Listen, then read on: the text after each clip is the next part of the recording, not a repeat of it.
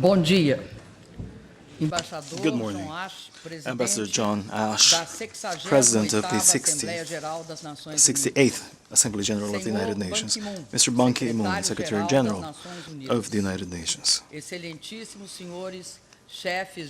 Your Excellencies, heads of state and heads of government, ladies and gentlemen. First of all, allow me to briefly express just how pleased I am to see a distinguished representative of Antigua and Barbuda, a country that is part and parcel of the Caribbean, and that is so dear to Brazil and to our region, at the helm of the proceedings of this session of the General Assembly.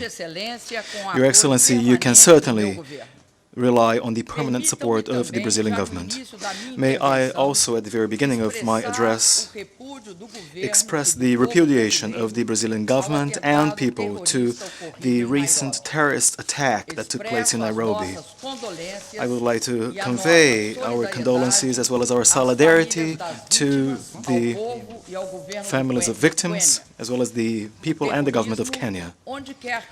Terrorism, wherever it may happen, and no matter where it comes from, shall always deserve our unambiguous condemnation as well as our firm determination to tackle it. We shall never compromise with barbaric acts of violence. Mr. President, I wish to bring to the attention of attending delegations an issue which I view as being utterly important and serious. Recently disclosed information on the activities carried out by a global network of electronic spying has brought about anger and repudiation in vast sectors of public opinion worldwide. In Brazil, the situation was even more serious, since we, Brazil, feature as a target of such an intrusion. Citizens' personal data and information have been indiscriminately targeted and intercepted. Business information, oftentimes of high economic and even strategic value, have been the target of spying activity. Also, communications by Brazilian diplomatic representation offices, including the permanent mission of Brazil with the United Nations and even the very presidency of the Republic of Brazil, were subject to interception of communications. Meddling in such a manner in the life and affairs of other countries is a breach of international law, and as such it is an affrontment to the principles that should otherwise govern relations among countries, especially among friendly nations. A country's sovereignty can never affirm itself to the detriment of another country's sovereignty. The right to security of a country's citizens can never be ensured by violating the fundamental human and civil rights of another country's citizens. Even worse, when private sector companies uphold this type of spying activity. The argument that illegal interception of information and data is allegedly intended to protect nations against terrorism is untenable. Mr. President, Brazil knows how to protect itself. Brazil, Mr. President, repudiates. Brazil tackles and does not provide shelter to terrorist groups. We are a democratic country, surrounded by democratic, peaceful countries that respect international law. We have been living in peace with our neighbors for more than 140 years. Like so many other Latin Americans, I myself fought on a first-hand basis against arbitrary behavior and censorship, and I could therefore not possibly fail to uncompromisingly defend individuals' rights to privacy and my country's sovereignty. Without the right to privacy, there is no real freedom of speech or freedom of opinion, and therefore there is no actual democracy. Without respect to sovereignty, there is no base for proper relations among nations. What we have before us, Mr. President, is a serious case of violation of human rights and civil liberties. A case of invasion and capture of confidential secret information pertaining to business activities, and above all, a case of disrespect to national sovereignty, the national sovereignty of my country. We have let the U.S. government know about our protest by demanding explanations, apologies, and guarantees that such acts or procedures will never be repeated again. Friendly governments and societies that seek to consolidate a truly strategic partnership, such as is our case, cannot possibly allow recurring and illegal actions to go on as if they were normal, ordinary practice. Such actions are totally unacceptable. Mr. President, Brazil will further double its efforts to equip itself with legislation, technologies, and the mechanisms that will protect us properly against illegal interception of communications and data. My administration will do everything within its reach and powers to defend the human rights of all Brazilians and to protect in the human rights of all citizens in the world, while protecting the fruits of the ingenious efforts of Brazilian workers and corporations. The problem, however, goes beyond the bilateral relations of two countries. It affects the international community itself, and as such requires an answer from it. Information and communications or telecommunications technologies cannot become a new battlefield among states. The time has come for us to foster the conditions required to prevent that the cyberspace becomes or be instrumentally manipulated as a weapon of war by means of spying activities, sabotage, and attacks against the systems and infrastructures owned by third-party countries. The United Nations organization should perform a leadership role in an effort to properly regulate the behavior of states regarding these technologies, and also consider the importance of the Internet and social networks as part of our efforts to build democracy worldwide. For that reason, Mr. President, Brazil will put forth proposals aimed at establishing a multilateral civil framework for Internet governance and use, as well as measures to ensure effective protection of the data and information trafficking through the Internet. We must establish multilateral mechanisms for the World Wide Web, mechanisms that are capable of ensuring materialization of principles such as, for example, number one, freedom of speech, individuals' privacy, and respect to human rights. Principle number two, democratic governance, multilateral, democratic, and open governance, exercised with a sense of transparency while encouraging collective creation and a broad-ranging participation of society, governments, and the private sector. The third is the principle of universality that ensures social and human development, as well as the construction of inclusive, non-discriminatory societies. The fourth is the principle of cultural diversity without any imposition of beliefs, customs, or values. Principle number five, that of network neutrality by observing only technical and ethical criteria, thus making unacceptable any restriction due to political, commercial, religious reasons, or any other reason. Full utilization of the Internet's potential, therefore, involves responsible regulation that will, at the same time, guarantee freedom of speech, security, and respect to human rights. Mr. President, ladies and gentlemen, the choice of the post-2015 development agenda as the theme of this session of the General Assembly could not be more timely. The fight against poverty, hunger, and inequality constitutes the biggest challenge of our times. For that reason, in Brazil, we have put in place an economic model coupled with social inclusion, one that is ultimately anchored on the creation of jobs and strengthening of family farming, expansion of credit availability, appreciation in the value of workers' wages, and the construction of a broad-ranging social protection network, particularly by means of our family stipend program. In addition to the above-mentioned accomplishments and gains, we have uplifted from extreme poverty 22 million Brazilians through the Brazil Free of Extreme Poverty plan within no more than 2 years. We have drastically reduced child mortality in Brazil. A recent UNICEF report highlights Brazil as a country that has fostered one of the major drops in the child mortality indicator in the whole world. Children are a top priority for Brazil. This is translated in our commitment to education.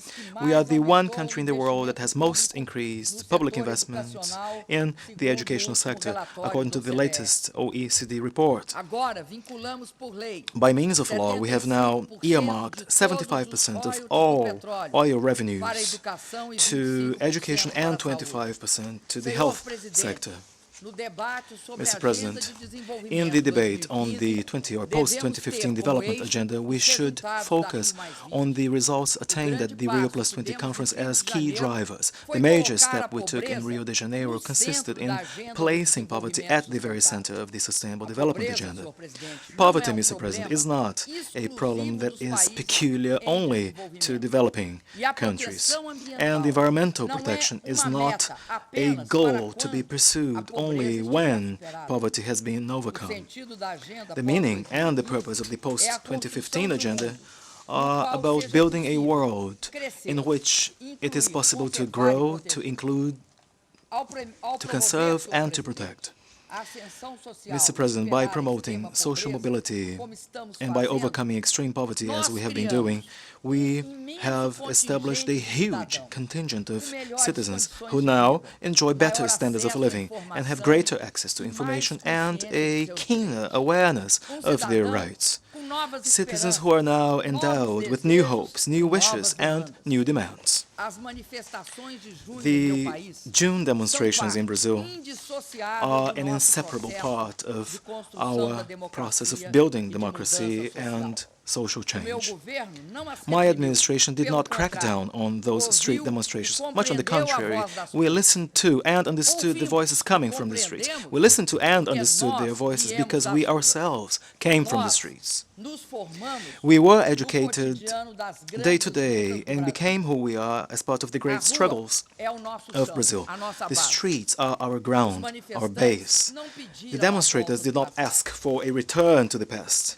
Rather, demonstrators did ask for further progress towards a future of more rights, more participation, and even more social gains. In Brazil, it was in this decade that we saw the greatest reduction in inequality in the past 50 years. It was in this decade that we established a social protection system that has allowed us to now virtually overcome extreme poverty. We know all too well that democracy breeds more desire for more democracy. Social inclusion breeds demands for even more social inclusion. Quality of life awakens people's yearning for even more quality of life. In our view, all of the progress made so far is always just a beginning. Our development strategy requires more, very much in line with the yearnings and wishes of all Brazilians. For that reason, it is not enough to hear or listen to them. It is necessary to do more, to change this extraordinary energy into achievements to the benefit of all. For that reason, I have recently launched 5 major pacts. The Pact Against Corruption and for Political Reform, the Pact for Urban Mobility, aimed at improving public transportation and at fostering an urban reform, a Pact for Education, our great passport to the future, with support from the oil resources revenues and the Oil Social Fund, the Pact for Health, which provides for doctors to assist and save the lives of Brazilians who live in the most remote and poorest corners of the country, the Pact for fiscal responsibility in order to ensure feasibility of this new stage in our history. Ladies and gentlemen, although the most acute phase of the crisis is now behind us, the fact remains that the world's economic situation remains fragile, with unacceptable unemployment levels. ILO statistics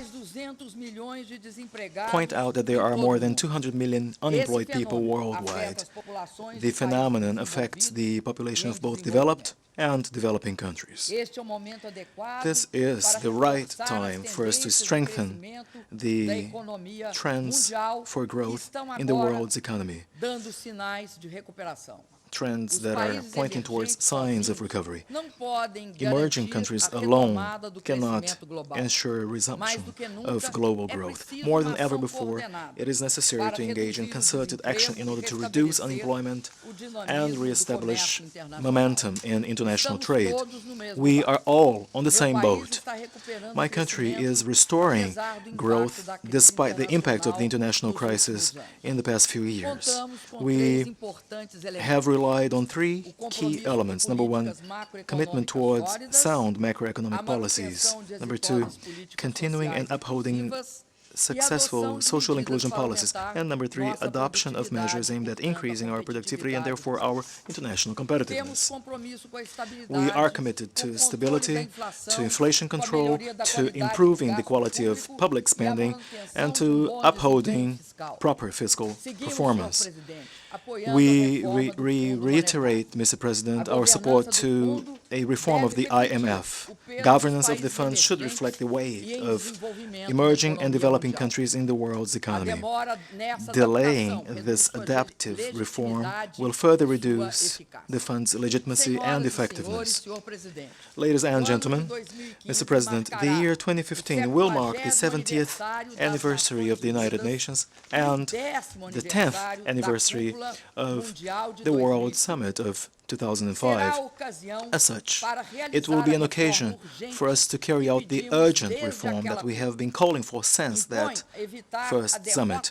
We must avoid a collective defeat of coming to 2015 without a Security Council capable of fully exercising its responsibilities in today's world. The limited representation of the United Nations Security Council in view of the new challenges of the 21st century is a source of grave concern. Examples of that concern include the huge difficulty in offering a solution to the ongoing Syrian conflict and the state of paralysis in addressing the Israeli-Palestinian question. On important issues, the recurring polarization among permanent members has led to a dangerous inaction. The Council must be urgently endowed with voices that are both independent and constructive.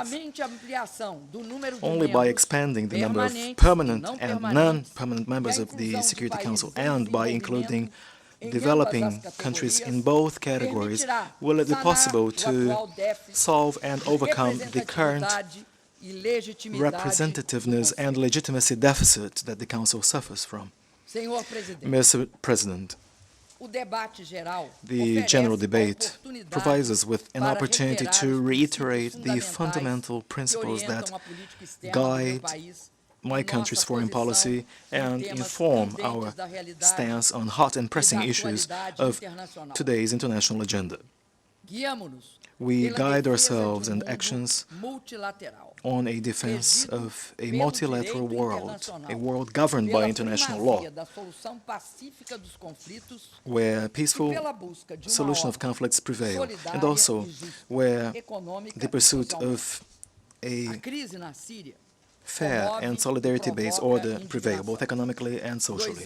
The crisis in Syria has caused commotion and breeds a sense of anger. 2.5 years of lost lives and destruction have caused the biggest humanitarian disaster of the century. Brazil, whose population of Syrian descent is an important component of our national identity, is deeply involved with this plight. It is necessary to prevent the killing of innocent people, women, children, and the elderly. It is necessary to silence weapons, whether conventional or chemical, whether used by the government or by the rebels. There is no military way out. The only solution is through negotiation, dialogue, and understanding. Syria's decision to accede to the Convention on the Prohibition of Chemical Weapons and enforce it immediately was an important development. The measure, as such, is decisive to overcome the conflict and helps build a world free of chemical weapons. The use of such weapons, I stress, is heinous and unacceptable under any circumstances. We therefore support the agreement reached between the United States and Russia to eliminate Syria's chemical weapons. It is incumbent upon the Syrian government to fulfill it in its entirety and do so in good faith and in a spirit of cooperation. Under any circumstances and in any case, we repudiate unilateral interventions in contempt of international law and without authorization by the Security Council. That would only further worsen the lack of political stability in the region and would further increase human suffering. Likewise, a lasting peace between Israel and Palestine has taken on a new and pressing dimension, given the sweeping changes that the Middle East is currently going through. The time has come for one to meet the legitimate Palestinian aspirations to an independent and sovereign state. The time has also come for us to materialize the ample international consensus for a two-state solution.